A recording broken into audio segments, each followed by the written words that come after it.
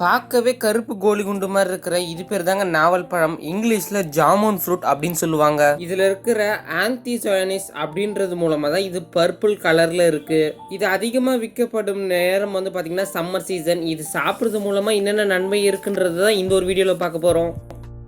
இதில் பார்த்தீங்கன்னா vitamin A, C, calcium, iron, fibre, அப்புறம் இது மட்டும் இல்லாமல் மெக்னீஷியம், பொட்டாசியம், குளுக்கோஸு, ப்ரோட்டீனு, அப்புறம் கடைசியாக கார்போஹைட்ரேட்ஸ் அப்படின்னு இருக்குது.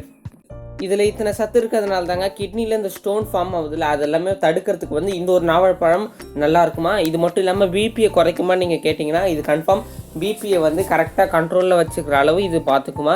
இது மட்டும் இல்லாமல் உங்களுக்கு லிவரில் டிசீஸ், அதாவது நீங்கள் அதிகமாக ட்ரிங்க் பண்ணுற பர்சன், அதில் சிகரெட் பிடிக்கிற பர்சனாக இருந்தால் இந்த நாவல் பழத்தை நீங்கள் சாப்பிட்டிங்கன்னா இது உங்களை வந்து அதை வந்து அந்த லிவர் டிசீஸ்லேருந்து கொஞ்சம் காப்பாற்றும். ஒரு நாளைக்கு நான் எவ்வளோ தான் சாப்பிட்றது அப்படின்னு கேட்டிங்கன்னா குறைஞ்சபட்சம் 100 கிராம் நீங்கள் சாப்பிடுங்க.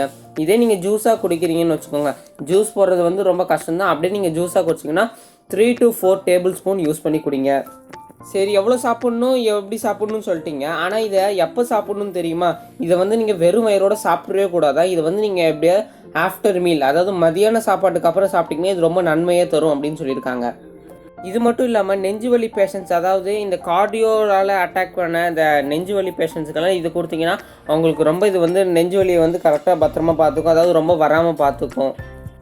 உங்களுக்கு கொலஸ்ட்ரால் அப்புறம் அது மட்டும் இல்லாமல் சுகர்லாம் இருந்ததுன்னா இதெல்லாம் நீங்கள் சாப்பிடுங்க. இது வந்து உங்களோட அந்த கொலஸ்ட்ரால் சுகரை வந்து கொஞ்சம் மெயின்டைன் கண்ட்ரோலாக வச்சுருக்கோம்.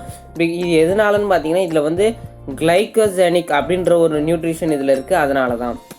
நாவல் பழத்தை பற்றி தெரியாதவங்களுக்கு இந்த ஒரு வீடியோவை ஷேர் பண்ணுங்கள். இந்த வீடியோ பற்றி லைக் பண்ணுங்கள். மறக்காமல் என்ன செட்டிங் எல்லாம் சப்ஸ்கிரைப் பண்ணுங்கள். அப்போ தான் நாங்கள் போகிற இந்த மாதிரி யூஸ்ஃபுல்லான அப்டேட்ஸ் எல்லாம் உங்களுக்கு வந்து சேரும். இன்னொரு வீடியோவில் பார்க்க முறை டாட்டா, பை பை.